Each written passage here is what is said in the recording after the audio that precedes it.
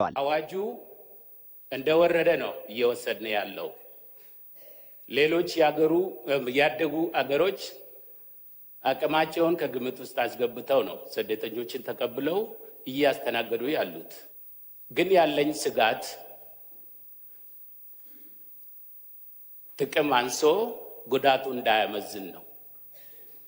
ታች እኮ ሄዶ ምንም ሳይወያይ ነው እዚህ አወያይተናል ተብሎ አዋጁን ልናጸድቅ እየቀረበልን ያለው። ህዝቡን ለምንድን ነው ያላወያየ ነው? የክልሎችን ፍላጎት ለምንድን ነው ያልጠየቅ ነው? አንድ በሎ ይሄ ሊመለስልኝ ይገባል። አሁን በዚህ መድረክ ላይ የህግ ፍትህና ዴሞክራሲ ጉዳዮች ቋሚ ኮሚቴ ሰብሳቢ ወይዘሮ ፎዚያሚን በበኩላቸው የረቂቁ መነሻ ክልሎች ናቸው ብለዋል። የህግ ረቂቁን ክልሎች አልተወያዩበትም በበቂ ሁኔታ የሚለው ነገር እንግዲህ ይሄን ህግ ይሄ ምክር ቤት አይደለም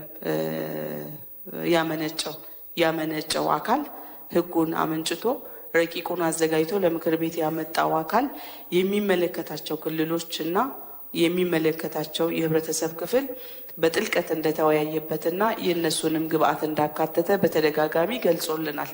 እንደ ምክር ቤት ግን በአሰራር ክልሎች ላይ ሄደን የህግ ረቂቅ ላይ ክልሎችን የምናወያይበት ሂደት አለን ወይ?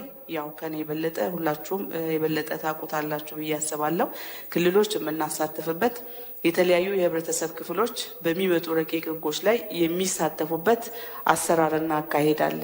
ሰብሳቢዋ የተለያዩ የህብረተሰብ ክፍሎች በረቂቁ ላይ ውይይት ማድረጋቸውንም አንስተዋል። ሊኪሪንግ መጥራት ነው።